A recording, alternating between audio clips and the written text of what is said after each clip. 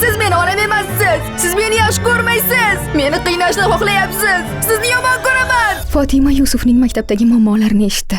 Masxaralar, past baholar, hatto intellekt testidagi o'g'lining past natijasi va uni boshqa maktabga o'tkazish tavsiyasi Fotimani g'azabga soldi. Shundan keyin u 3 oy davomida Yusufni qattiq nazorat qildi. Darslar, qo'shimcha mashg'ulotlar, hattoki uning eng sevimli mashg'uloti, rassomchilikni ham to'xtatdi. Yusuf esa faqat onasining mehrini kutib yashadi. Nihoyat u harakat qildi va 6-sinfga muvaffaqiyatli o'tdi. Endi ular yozgi sayohatga ketishlari kerak edi. Tushlik vaqti hamma yig'ildi. Shu payt to'satdan Fotima baland ovozda baqirib yubordi. U sayohat qilmaydi. Sen bu safar bormaysan. Ikkimiz qolamiz. Akang va singling esa otang bilan yolg'iz borishadi. Chunki yana intellekt testiga tayyorlanishing kerak. Faqat Yusuf jim edi.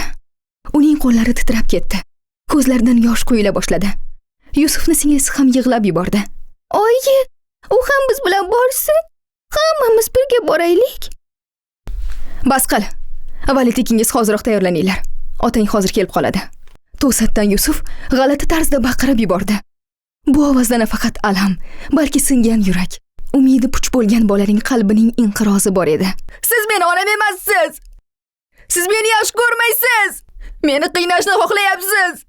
Sizni yomon ko'raman. deya Yusuf o'z xonasiga yugurib kirib ketdi. Ba'zan biz tarbiya beramiz deb bolani ko'nglini sindirib qo'yamiz. Davomini o'qimoqchimisiz?